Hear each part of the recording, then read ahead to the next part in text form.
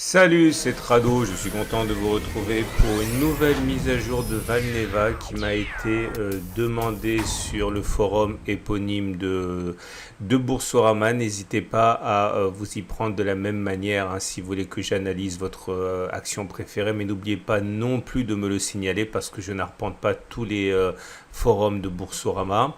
En tout cas, une fois de plus, merci pour votre confiance. Je préfère vous dire tout de suite que je viens avec des nouvelles qui sont à la fois bonnes et mauvaises. Et si vous aimez cette analyse, eh bien, pensez à vous abonner à ma chaîne. Si vous ne l'aimez pas, pensez à recommander cette analyse aux gens que vous n'aimez pas. On commence par Valneva en données hebdomadaires. Chaque bougie correspond à une semaine de cotation. Et comme on peut le voir, les cours sont bien ancrés au-dessus d'une moyenne mobile à 20 semaines qui monte, bien au-dessus d'une moyenne mobile à 50 semaines qui monte. Donc la tendance de fond et la tendance générale sont haussières sur les données de moyen terme. On a une zone de support ici hein, qui est très clairement établie à 8,41, 8,92. C'était une zone de résistance qui a finalement été cassée, qui a donc changé de polarité. Zone sur laquelle on a rebondi par la suite avant de repasser sur des sommets. On avait exactement le même mécanisme qui s'est mis en place ici. C'était une zone de résistance. Elle a été cassée, elle a changé de polarité. On a rebondi dessus. Et si j'en parle, c'est parce que c'est la même logique qui va nous amener à étudier Valneva sur les données journalières. Je vous montre la dernière analyse que j'ai faite d'ailleurs sur Valneva, c'était le 12 janvier, où j'expliquais justement toujours selon le même principe hein, que lorsque l'on retourne sur une zone de support, eh bien on rebondit généralement et depuis on a pris plus de 100% puisqu'au moment où on a fait cette analyse, je vous montrerai ça. J'en parle simplement pour mitiger le discours qui pourrait apparaître comme un petit peu pessimiste à court terme. Hein. Voilà, dans cette analyse que je vous ai montrée sur Twitter, on était ici, et vous voyez, c'était cet endroit-là précisément, et derrière, on a pris plus de 100%. Alors, vous devez savoir ce que je vais dire entre les lignes, mais je vais quand même le dire. L'idée est la suivante. Vous avez donc, sur les données journalières cette fois, une tendance générale qui est haussière, puisqu'on est au-dessus de la moyenne mobile à 20 jours qui monte, et une tendance de fond qui est également haussière, hein, avec la moyenne mobile à 50 jours qui monte. Donc, c'est haussier sur toutes les unités journalières, et également hebdomadaires et mensuelles. Par contre, le problème est le suivant, c'est qu'on est monté et on est monté très très vite, et quand on monte très très vite, on a tendance à consolider très très fort. Et le prochain support auquel on peut s'accrocher, c'est celui-là, hein, c'est celui des 9,9, 11,05. Pourquoi en parlerai-je? Parce que tout simplement, c'est la même chose que ce que j'ai évoqué précédemment. Vous voyez, une zone de résistance qui est cassée, qui change de polarité et qui devient support. Cela ne veut pas dire qu'on va aller comme une flèche chercher les 11,05. Ça veut simplement dire que si on va chercher les 11,05, il y a des chances non négligeables pour qu'il se produise ce qui s'est produit ici et ce qu'il s'est produit ici, à savoir une résistance cachée devient support et sert de tremplin. Alors, autre solution alternative, c'est que on n'aille absolument pas chercher la zone de support, au contraire qu'on aille enfoncer la zone de résistance et à ce moment-là, on aurait un autre signal haussier. Donc, si on fait le bilan de tout ça, on a, il me semble, trois options. Première option, eh bien, on ne fait rien, on attend que l'on revienne sur ce zone de support pour acheter et parier sur un retour sur la résistance journalière, voire même plus.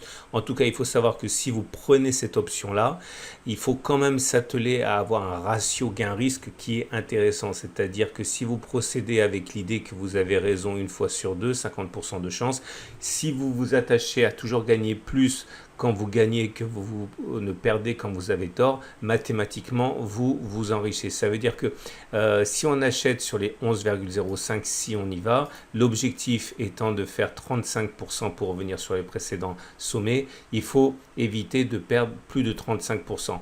Donc, si on met un stop, c'est-à-dire une invalidation du trade, mettons par exemple en dessous du support journalier à 9,9, 11,05, on le met à 16%, vous avez un ratio gain-risque qui est de 1 pour 2, c'est tout à fait valable.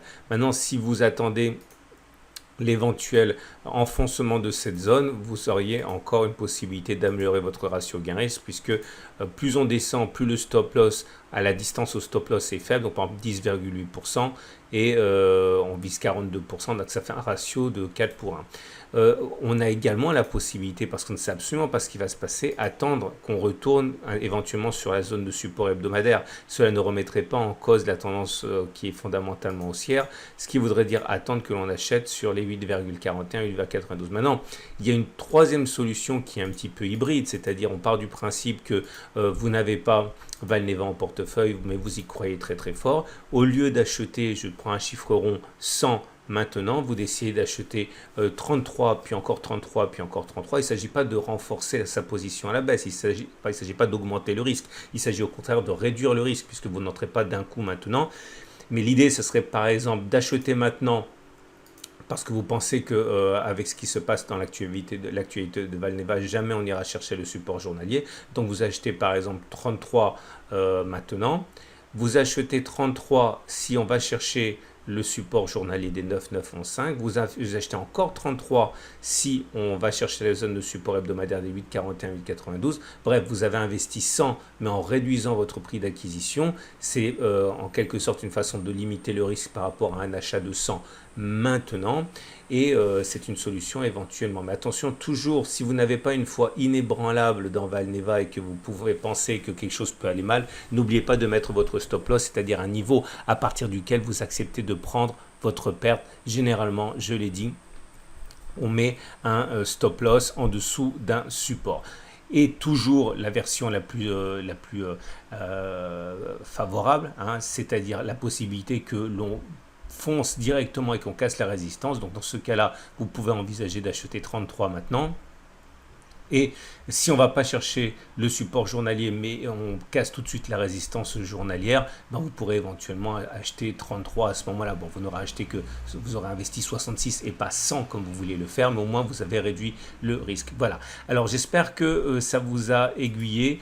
J'insiste sur le plus important avant de susciter de l'émoi. Je suis positif à long terme sur la valeur au regard des moyennes mobiles. La tendance est haussière, mais je l'ai dit depuis la dernière analyse que j'ai commise, l'action elle a pris 100%, même plus que ça, hein, on a pris 98% par rapport au support qu'on évoquait dans la précédente analyse, 105%, c'est normal que l'on consolide. D'ailleurs, si on prend les retracements de Fibonacci, c'est-à-dire la dernière impulsion de hausse, vous voyez que pour l'instant, on a grignoté entre 38 et 50% de la dernière impulsion, c'est excessivement classique. Regardez cette impulsion-ci, on a également consolidé, et si on regarde ce qu'on a consolidé sur la précédente impulsion qui est ici, on a également consolidé plus de 50%, puisque comme vous pouvez le voir, on est allé chercher 50% avant de rebondir. Voilà. Alors j'espère encore une fois que cela vous aura servi. Si vous appréciez ce format, n'hésitez pas à vous abonner à ma chaîne YouTube, ou me suivre sur Boursorama, ou encore me suivre sur Twitter, qu'importe. Mais en tout cas, sachez que tous les jours, il y a de nouvelles analyses. Je vous dis à très vite pour une nouvelle analyse technique.